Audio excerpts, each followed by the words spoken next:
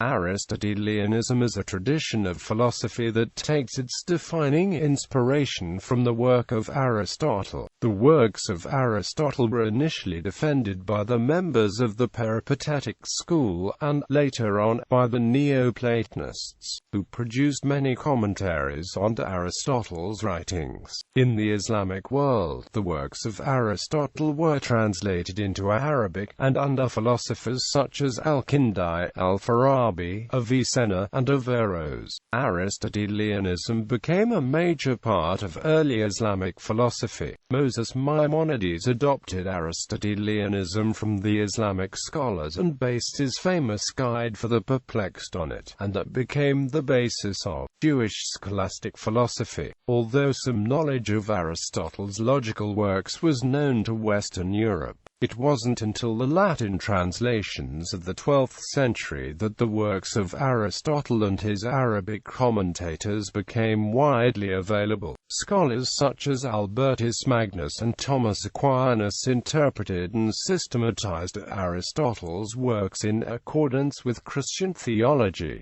after retreating under criticism from modern natural philosophers. The distinctively Aristotelian idea of teleology was transmitted through Wolff and Kant to Hegel, who applied it to history as a totality. Although this project was criticized by Trendelenburg and Brentano as non-Aristotelian, Hegel's influence is now often said to be responsible for an important Aristotelian influence upon Marx. Postmodernists, in contrast, reject Aristotelianism's claim to reveal important theoretical truths. In this, they follow Heidegger's critique of Aristotle as the greatest source of the entire tradition of Western philosophy. Recent Aristotelian ethical and practical philosophy, such as that of Gadamer and McDowell, is often premised upon a rejection of Aristotelianism's traditional metaphysical or theoretical philosophy. For this viewpoint, the early modern tradition of political republicanism, which views the res publica, public sphere, a state as constituted by its citizens' virtuous activity, can appear thoroughly Aristotelian. The most famous contemporary Aristotelian philosopher is Alasdair Macintyre, especially famous for helping to revive virtue ethics in his book After Virtue. Macintyre revises Aristotelianism with the argument that the highest temporal goods, which are internal to human beings, are actualized through participation in social practices. He juxtaposes Aristotelianism with the managerial institutions of capitalism and its state, and with rival traditions, including the philosophies of human nature, that reject Aristotle's idea of essentially human goods and virtues, and instead legitimate capitalism. Therefore, on Macintyre's account, Aristotelianism is not identical with Western philosophy as a whole. Rather, it is the best theory so far. The best theory so far about what makes the particular theory the best one. Politically and socially, it has been characterized as a newly revolutionary Aristotelianism. This may be contrasted with the more conventional, apolitical and effectively conservative uses of Aristotle by, for example, Gadamer and McDowell. Other important contemporary Aristotelian theorists include Fred D. Miller, Jr. in politics and Rosalind Hursthouse in ethics. History. Ancient Greek. The original followers of Aristotle were the members of the Peripatetic school. The most prominent members of the school after Aristotle were Theophrastus and Strato of Lampsacus, who both continued Aristotle's researches. During the Roman era, the school concentrated on preserving and defending his work. The most important figure in this regard was Alexander of Aphrodisias, who commentated on Aristotle's writings. With the rise of Neoplatonism in the 3rd century, Peripateticism as an independent philosophy came to an end, but the Neoplatonists sought to incorporate Aristotle's philosophy within their own system, and produced many commentaries on Aristotle. Islamic world. In the Abbasid Empire, many foreign works were were translated into Arabic, large libraries were constructed, and scholars were welcomed. Under the caliphs Harun al-Rashid and his son al-Ma'mun, the House of Wisdom in Baghdad flourished. Christian scholar Hunayn ibn Ishaq was placed in charge of the translation work by the caliph. In his lifetime, Ishaq translated 116 writings, including works by Plato and Aristotle, into Syriac and Arabic. Al-Kindi was the first of the Muslim peripatetic philosophers,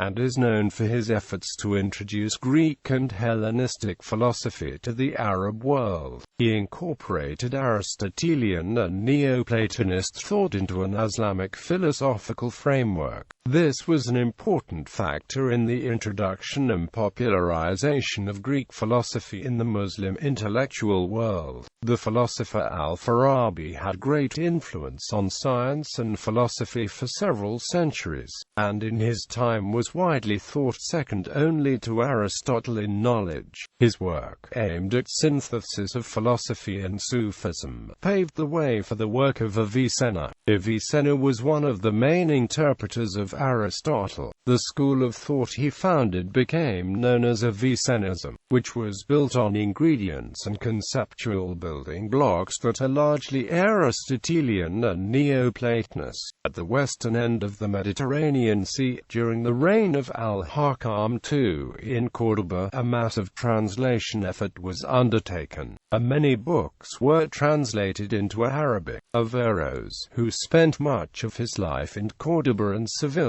was especially distinguished as a commentator of Aristotle. He often wrote 2 or 3 different commentaries on the same work, and some 38 commentaries by Averroes on the works of Aristotle have been identified. Although his writings had only marginal impact in Islamic countries, his works would eventually have a huge impact in the Latin West, and would lead to the school of thought known as Averroism. Europe. Although some knowledge of Aristotle seems to have lingered on in the ecclesiastical centers of Western Europe after the fall of the Roman Empire, by the 9th century nearly all that was known of Aristotle consisted of Boethius's commentaries on the Organon, and a few abridgments made by Latin authors of the declining empire, Isidore of Seville and Martianus Capella. For that time until the end of the 11th century, little progress is apparent in Aristotelian knowledge. The Renaissance of the 12th century saw a major search by European scholars for new learning. James of Venice, who probably spent some years in Constantinople, translated Aristotle's Posterior Analytics from Greek into Latin in the mid-12th century, thus making the complete Aristotelian logical corpus, the Organon, available in Latin for the first time. Scholars traveled to areas of Europe that once had been under Muslim rule and still had substantial Arabic-speaking populations. From central Spain, which had come under Christian rule in the 11th century, scholars produced many of the Latin translations of the 12th century. The most productive of these translators was Gerard of Cremona, who translated 87 books, which included many of the works of Aristotle such as his Posterior Analytics, Physics, on the Heavens, on Generation and Corruption, and Meteorology. Michael Scott translated Averroes' commentaries on the scientific works of Aristotle. Aristotle's physical writings began to be discussed openly, and at a time when Aristotle's method was permeating all theology. These treatises were sufficient to cause his prohibition for heterodoxy in the condemnations of 1210 to 1277. In the first of these, in Paris in 1210, it was stated that neither the books of Aristotle on natural philosophy or the commentaries are to be read at Paris in public or secret, and this we forbid under penalty of excommunication. Quote, However, despite further attempts to restrict the teaching of Aristotle, by 1270 the ban on Aristotle's natural philosophy was ineffective. William of Moerbeke undertook a complete translation of the works of Aristotle, or, for some portions, a revision of existing translations. He was the first translator of the Politics from Greek into Latin. Many copies of Aristotle in Latin then in circulation were assumed to have been influenced by Averroes, who was suspected of being a source of philosophical and theological errors found in the earlier translations of Aristotle. Such claims were without merit, however, as the Alexandrian Aristotelianism of Averroes followed the strict study of the text of Aristotle, which was introduced by Avicenna. A large amount of traditional Neoplatonism was incorporated with the body of traditional Aristotelianism. Albertus Magnus was among the first medieval scholars to apply Aristotle's philosophy to Christian thought. He produced paraphrases of most of the works of Aristotle available to him. He digested, interpreted and systematized the whole of Aristotle's works, gleaned from the Latin translations and notes of the Arabian commentators, in accordance with church doctrine. His efforts resulted in the formation of a Christian reception of Aristotle in the Western Europe. Yet it should be noted that Magnus did not repudiate Plato, in that he belonged to the dominant tradition of philosophy that preceded him, namely the Concordist tradition, which sought to harmonize Aristotle with Plato through interpretation. Magnus famously wrote, "Si as quod non proficita homo in philosophiam esse scientia duarum philosophiarum Aristoteles a Plotinus."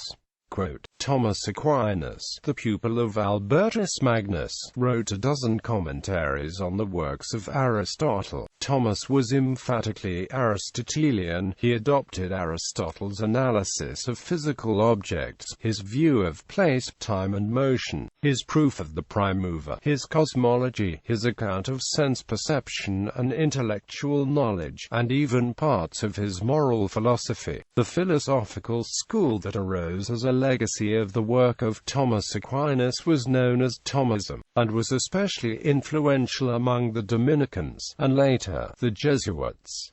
Modern era. After retreating under criticism from modern natural philosophers, the distinctively Aristotelian idea of teleology was transmitted through Wolff and Kant to Hegel, who applied it to history as a totality. Although this project was criticized by Trendelenburg and Brentano as un-Aristotelian, Hegel's influence is now often said to be responsible for an important Aristotelian influence upon Marx. Postmodernists, in contrast, reject Aristotelianism's claim to reveal important theoretical truths. In this, they follow Heidegger's critique of Aristotle as the greatest source of the entire tradition of Western philosophy. Contemporary Aristotelianism is understood by its proponents as critically developing Plato's theories. Recent Aristotelian ethical and practical philosophy, such as that of Gadamer and McDowell, is often premised upon a rejection of Aristotelianism's traditional metaphysical or theoretical philosophy. For this viewpoint, the early modern tradition of political republicanism, which views the res publica, public sphere, a state as constituted by its citizens' virtuous activity, can appear thoroughly Aristotelian. The contemporary Aristotelian philosopher Alasdair Macintyre is especially famous for helping to revive virtue ethics in his book After Virtue. Macintyre revises Aristotelianism with the argument that the highest temporal goods, which are internal to human beings, are actualized through participation in social practices. He opposes Aristotelianism to the managerial institutions of capitalism and its state, and to rival traditions, including the philosophies of Hume, Kant, Kierkegaard, and Nietzsche, that reject its idea of essentially human goods and virtues and instead legitimize capitalism. Therefore, on Macintyre's account, Aristotelianism is not identical with Western philosophy as a whole. Rather, it is the best theory so far. The best theory so far about what makes the particular theory the best one. Politically and socially, it has been characterized as a newly revolutionary Aristotelianism. This may be contrasted with the more conventional, apolitical and effectively conservative uses of Aristotle by, for example, Gadamer and McDowell. Other important contemporary Aristotelian theorists include Fred D. Miller, Jr. in politics and Rosalind Hursthouse in ethics.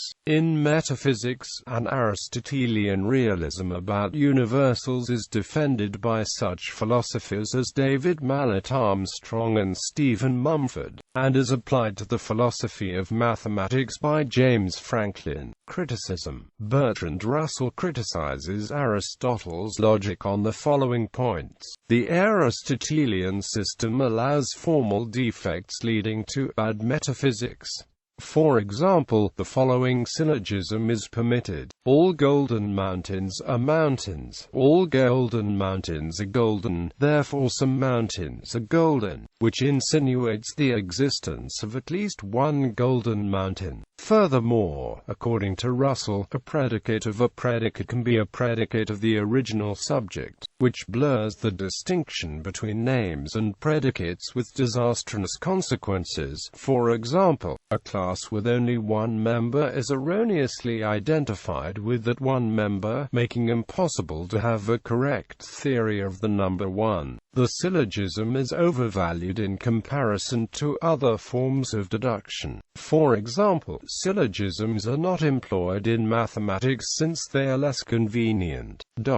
In addition, Russell ends his review of the Aristotelian logic with these words: I conclude that the Aristotelian doctrines with which we have been concerned in this chapter are wholly false, with the exception of the formal theory of the syllogism, which is unimportant. Any person in the present day who wishes to learn logic will be wasting his time if he reads Aristotle or any of his disciples. Nonetheless, Aristotle's logical writings show great ability, and would have been useful to mankind if they had appeared at a time when intellectual originality was still active. Unfortunately, they appeared at the very end of the creative period of Greek thought, and therefore came to be accepted as authoritative. By the time that logical originality revived, a reign of 2,000 years had made Aristotle very difficult to dethrone. Throughout modern times, practically every advance in science, in logic, or in philosophy has had to be made in the teeth of the opposition from Aristotle's disciples.